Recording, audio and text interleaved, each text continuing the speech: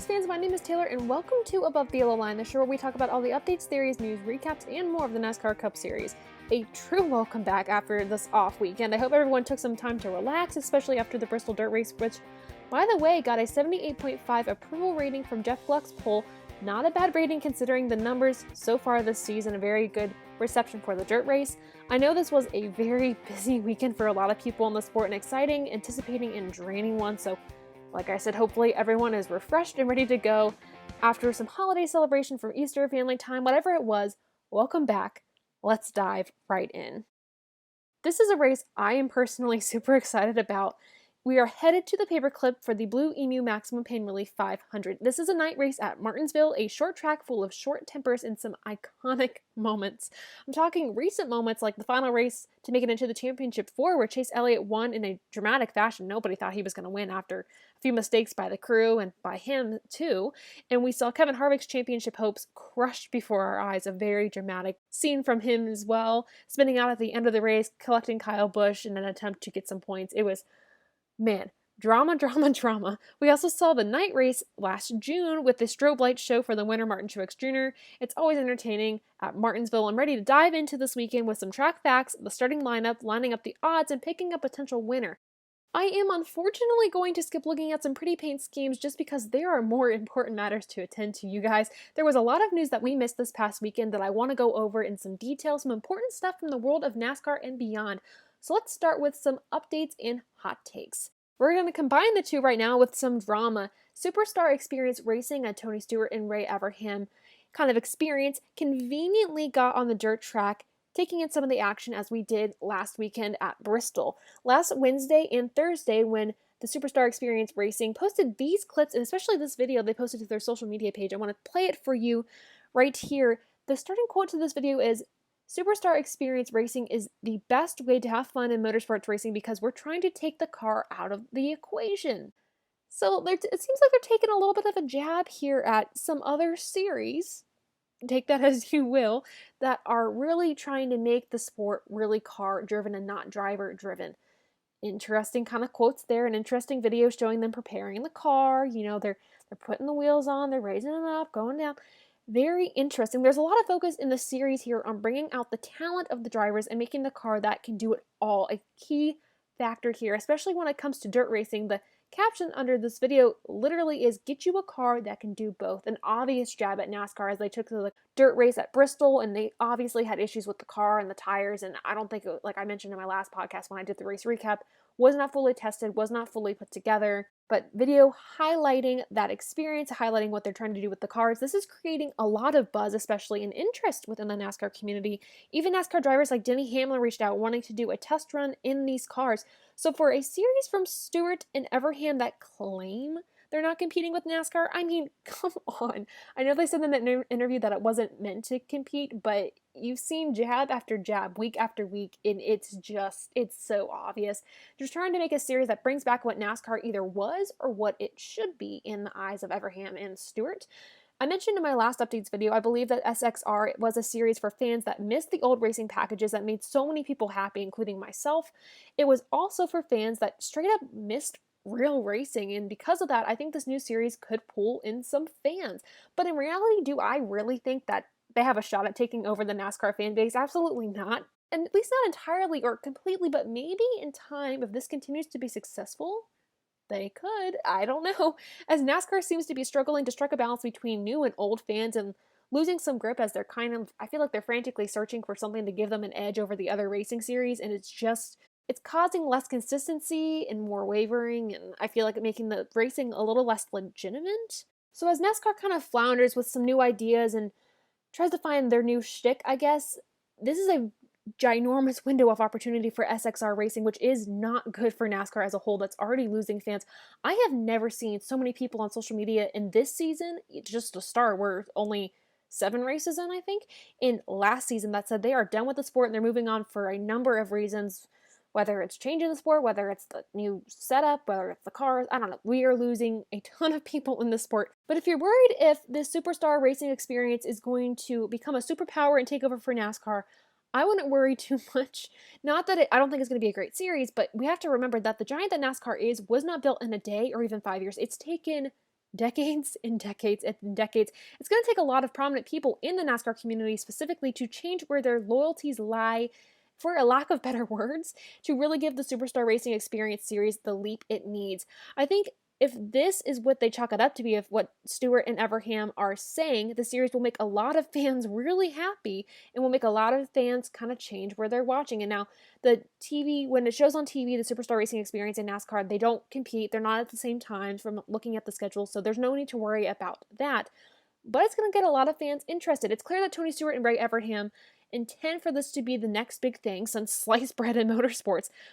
But this is the hype. Remember, this is just them hyping it up and putting things out there. This is the moment where you talk the talk. And then the summer is the moment where they have to walk the walk. And you better hope they can bring back and back up everything they've talked about, because they've made a lot of bold and subtle statements against the nature of NASCAR right now. Even posting this comment here about their dirt car saying, no windshield, no problem, discussing the visibility issue that the Cup cars had during their dirt race. And then minutes later, deleted the comment. Maybe they figured that it was over the line. Maybe they couldn't promise their racing would be any better. Maybe they also were like, well, NASCAR was learning. They weren't able to figure it out, like whatever. But immediately retracted their statement, but not quick enough for me to screenshot it and for the NASCAR community to just go bananas over it. I guess at least we're actually seeing them test their cars as well. Like I showed the video, they're actually testing their cars on dirt before they just go and do a race. So I guess that's a good thing. That's all I have to say about that. I'm not going to go into more detail, but let me know in the comments below what you think about all of this. But I'm very excited to see this series start racing in the summer and to see if it lives up to the hype. It'll be a very interesting time for sure, and I know I'll probably do a podcast on it. You'll see a lot of people talking about it, comparing it to what we see in the actual NASCAR racing now and see what Tony Stewart's style of racing is. Very curious to see what that brings. As the Superstar Racing Experience does some testing on the dirt, NASCAR continues to test their new tires, but it's not the testing we all expected. Let's move on to testing that has been happening in the NASCAR world. We're going to talk about tires here. In the past 2 weeks, this week and the off week, there has been one tire test at Martinsville for rain tires. You heard me right, we're talking rain tires. And another test Tuesday and Wednesday of this week at Darlington for the next gen car tires there. Let's start with the Martinsville tire test. Last Thursday, April 1st, I believe, Kyle Larson and Chris Buescher took to the Martinsville track to test rain tires. The whole goal of this test was to see if it was at all possible for these tires to be on these cars in wet conditions and work with the track, if they could all work in tandem and work well. This has to be a way for NASCAR to quit getting caught in the rain blues, and I'm one of the people who actually think this could be a good idea if this works, because it could save some disappointment for fans waiting for a race and then the race being canceled or for a day or be delayed for hours and hours, and you have to wake up again on a Monday super early to go to work and you're just groggy because you stayed up till, I think, Daytona 500, when it was delayed for rain, ended in my state with my time zone at 12:30 the next morning. So it would save disappointment for fans, and it would also save valuable time for teams. I know the drivers and the teams want to get home to their families at a certain time.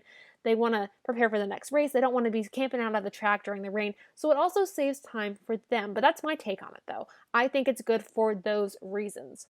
Putting rain tires on these cars at Martinsville would also mean that, if successful, we could see them at more short, flat tracks like Richmond, Loudon, and Phoenix, but we wouldn't be seeing them this weekend because the tires still have to be prepared. If you watched the dirt race, you actually saw what I'm going to call water cars covering the track with water. That's basically the same thing they did here, just on a normal track, just to create the wet conditions. Now, these rain tires, like I said, will not be used this weekend at Martinsville. I want to reiterate that if you're expecting them to be on these cars if it starts to rain, I don't actually know the forecast for Martinsville, so don't know. They also won't be used at Richmond either. They're still trying to debrief. In a tweet from Bob Pockras, he said, quote, still debriefing on the test, and it takes time to get these tires mounted and ready, so would think the first race available would be Loudon if they decide to use them. Going to reiterate my opinion again. I think it's worth a shot. If it is safe, it is doable. If the tires actually hold up with the wet conditions, I think NASCAR should go for it, at least try it for a race. If there can be more testing on these rain tires at these tracks, absolutely yes. But debriefing and talking about the best options is paramount. It is absolutely necessary, because we saw what the tires did at Bristol with minimal testing. So testing this out for sure, but I think it would be a good idea, if possible, to do this at this track to save time in rain delays and disappointment. In other testing news, let's go over to the Darlington tire test. Tyler Reddick took his first spin in the P3 prototype next-gen car this Tuesday and Wednesday. Right now, today, when I'm recording this, he just wrapped up. when you listen to this, he will have been off the track for a day or two. I thoroughly enjoyed listening to Tyler Reddick's feedback. He posted a lot of videos and photos and comments on his Twitter feed.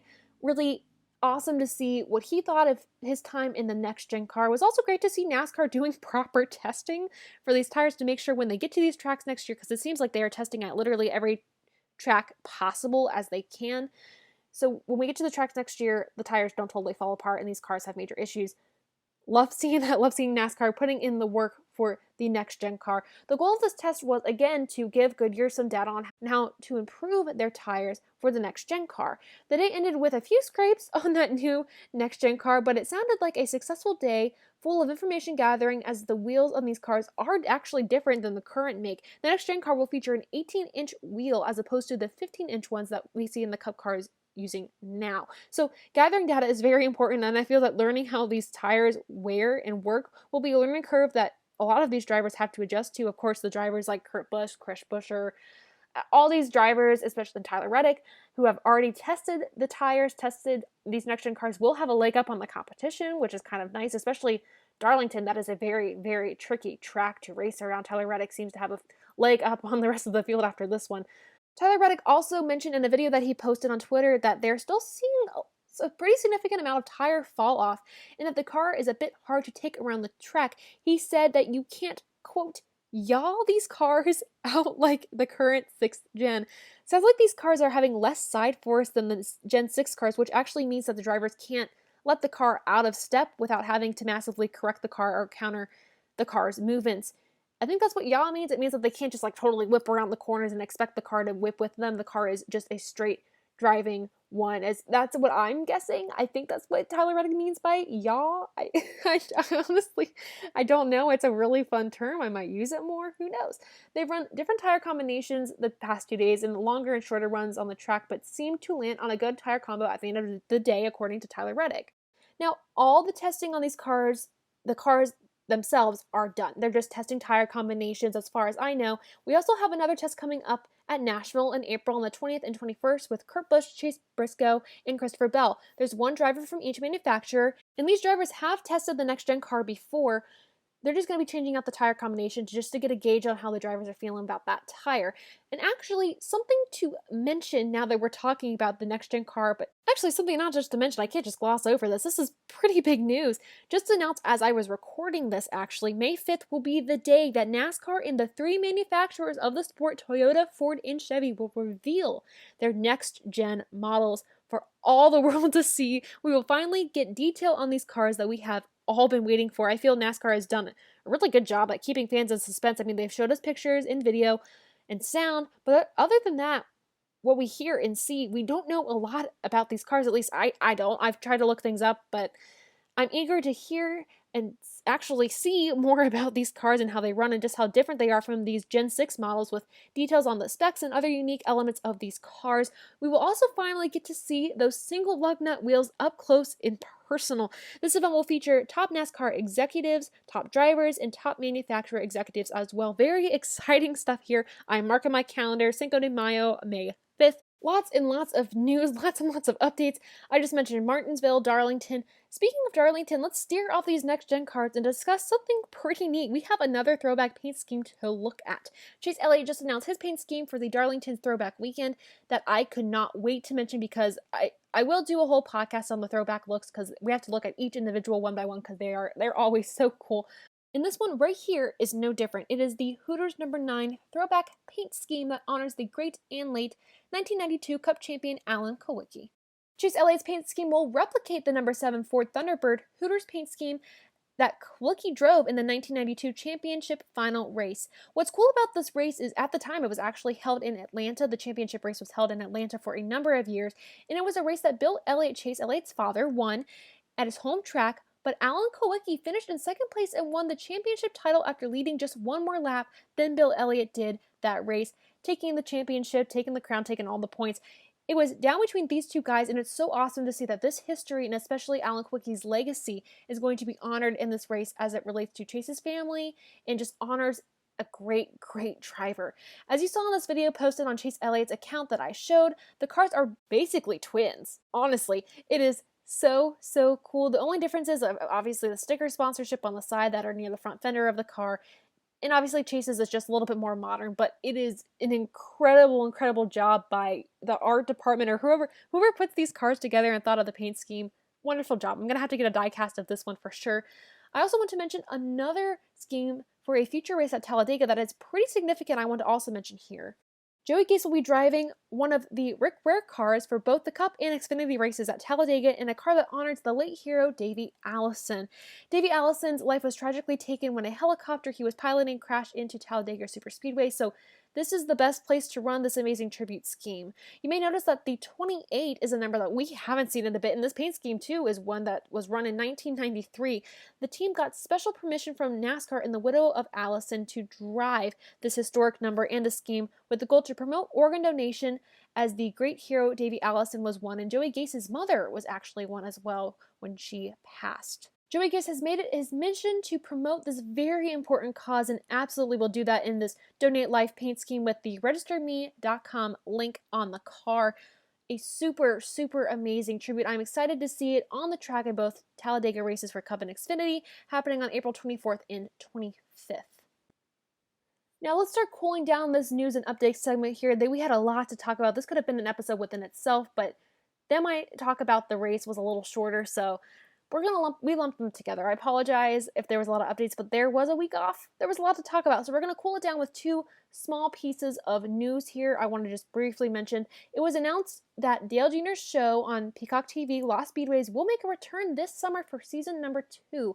I highly recommend this show to anyone looking to learn more NASCAR history or just history about the sport in general of racing. I greatly enjoyed the first season. I learned quite a bit with this show. Finally, I want to also mention the whole Gragson and Hemrick issue we saw 2 or 3 weeks ago now at Atlanta. Gragson talked about on MRN Sirius XM's NASCAR radio how he still wants to have a conversation with Hemrick before Martinsville, a track with a temper, I like to call it. So I would say a conversation is warranted and needed, and I'm surprised that they waited, or at least Gragson waited until now to reach out. But he's saying he wanted to do this now just to reset his mind, to take a break, and let the emotions settle a bit, which I think is very smart. We didn't want them to have a conversation then get into another fight. I don't think that would happen between them, but time to process what happened. Important to mention here because my whole thing coming into this weekend is I thought we were going to see redemption from Hemrick or just some retaliation from one of the two. But we'll have to wait and see how this conversation turns out and if it turns out okay or not. If it happens, I know Gregson's going to reach out. Hopefully things will settle. Their former teammates hopefully will not go at it again. Hopefully they can make up and put on a good race together for their teams. Speaking of potential retaliation, a track with a temper, let's move on to the Blue-Emu Maximum Pain Relief 500. I've got to start by talking about the race itself. This is the second night race hosted by Martinsville Speedway in the Cup Series history and has easily become one of my favorites to watch. I love Homestead Miami Speedway. This one, short track racing, it just makes me so happy.